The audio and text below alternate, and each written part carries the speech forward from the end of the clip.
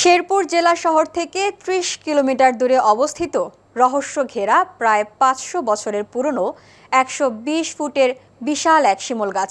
গাছটি দেখতে রোজই ভিড় করেন হাজারো দর্শনার্থী। আবার এখানে বিভিন্ন রোগ মুক্তির আশায় মানত করেন নানান ধর্মের মানুষ। স্থানীয়দের মতে গাছটির বয়স ৫০০ থেকে ১২০০ বছর। বিস্তারিত মনিরুজ্জামান মনিরের রিপোর্টে। ৫০০ বছরের পুরনো রহস্যে ঘেরা বিশাল আকৃতির এক বের শিমুল গাছ। এত বিশাল আকৃতির এবং প্রাচীন শিমুল গাছ আর দেশের কোথাও নেই। গাছটিকে ঘিরে রয়েছে নানা ধরনের লোকবিশ্বাস। রোগ মুক্তির আশায় বিভিন্ন প্রকার মানত করে থাকেন ভিন্ন ভিন্ন ধর্মের মানুষ। প্রতি বছর মহরম মাসে গাছের নিচে মিলাদ মাহফিলের আয়োজন করা হয়। ঐতিহাসিকভাবে প্রসিদ্ধ এ গাছটির চারদিকে বিশাল দেয়ালের মতো রয়েছে বের, তাই একে বের শিমুল গাছ বলা হয়।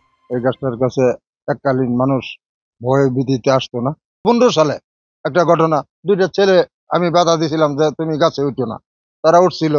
ওঠার পরে তারা দুনো ভাই পাগল হয়ে গেল। এই গাছ দেখতে প্রতিদিনই শেরপুর জেলা সহ দেশের বিভিন্ন এলাকা থেকে বিপুল সংখ্যক দর্শনার্থীর সমাগম ঘটে। এটি শেরপুর জেলা শহর থেকে ৩০ কিলোমিটার আর নকলা উপজেলা থেকে ১২ কিলোমিটার দূরে নারায়ণখোলা বাজারে এই শিমুল গাছের অবস্থান। ঢাকা থেকে এর দূরত্ব প্রায় ২০০ কিলোমিটার।